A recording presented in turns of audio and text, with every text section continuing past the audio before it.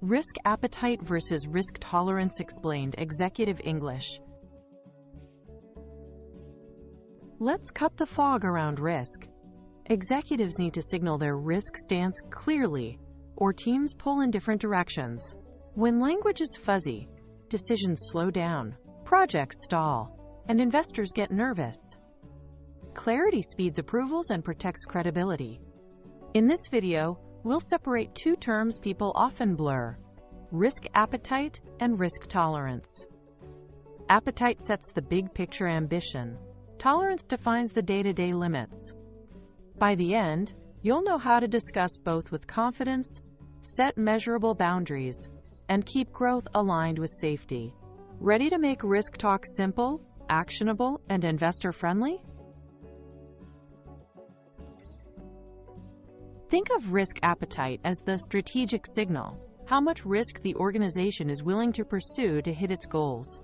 It lives at the board and C-suite level and ties directly to growth targets and return expectations. Appetite is usually expressed in ranges, not a single number, like moderate earnings volatility or targeting ROE of 14 to 16% with controlled leverage. It guides capital allocation, product expansion, and market bets. Crucially, it balances ambition with resilience. How bold you'll be during good times, and how much downside you can accept to get there. The board and top leadership set it and review it regularly. Risk tolerance operationalizes appetite. It defines concrete limits inside that strategic envelope, so teams know what they can do today. Think thresholds and triggers: maximum loss per quarter, credit concentration caps, downtime limits, or model error bands. Tolerances vary by risk type and business unit. What's acceptable for trading isn't for payments or customer support. They're owned by management and risk teams, who monitor metrics, raise alerts, and adjust processes. When tolerances are clear, managers can act fast, pause a campaign, rebalance exposure, or escalate without waiting for a board meeting. Use a restaurant metaphor. Appetite equals the size of the meal you plan. Light snack, full dinner, or tasting menu. It reflects your ambition for growth. Tolerance equals the spice level you can handle. Mild, medium, or hot. That's your operational limit. You choose the meal. You stop when it burns. Strategy sets the destination. Tolerances protect you from overdoing it. And both guide choices before you order. Decide your appetite and tolerance first, then pick dishes. In business terms, agree the growth ambition, predefine limits, and let those boundaries steer product, pricing, and risk-taking. Turn strategy into numbers. Translate strategy into metrics and bands so teams can act. Define KRIs like VAR, customer churn, system downtime, fraud rate, or capital ratio. Use traffic lights. Green equals within range. Amber equals approaching limit. Red equals breach. Example: churn 2 to 4% green, 4 to 5% amber, greater than 5% red. Pair each band with actions slower growth, hedging, or cost controls. Finally, document escalation paths.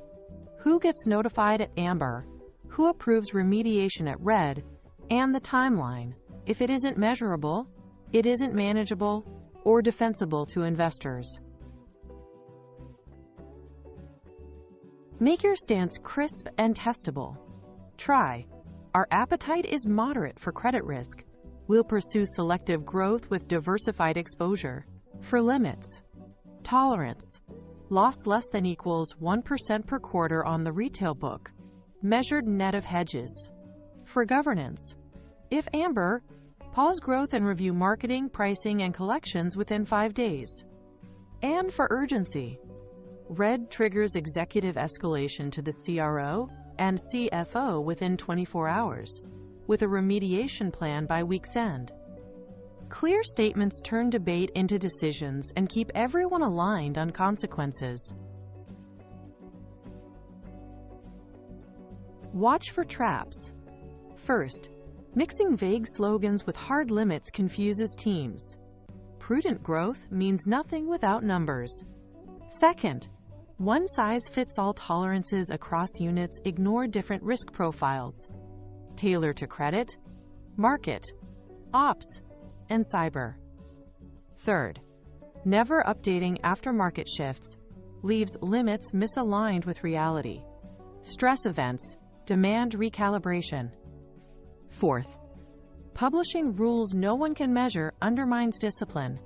If data is unreliable or delayed, the rule won't work. Avoid these by linking every statement to a metric, a data source, an owner, and a review cadence. A fast way to get this right. 1. Set appetite with the board, anchored to strategy, returns, and resilience targets. 2. Map tolerances to key processes: credit approval, trading, cloud ops, vendor risk, and product launches. 3. Agree metrics, bans, and actions using traffic lights with named owners and timelines. 4. Review quarterly. Communicate simply through dashboards and short memos, updating after market shifts. Do this and you'll move faster, avoid unpleasant surprises, and give investors confidence that growth is controlled, not accidental.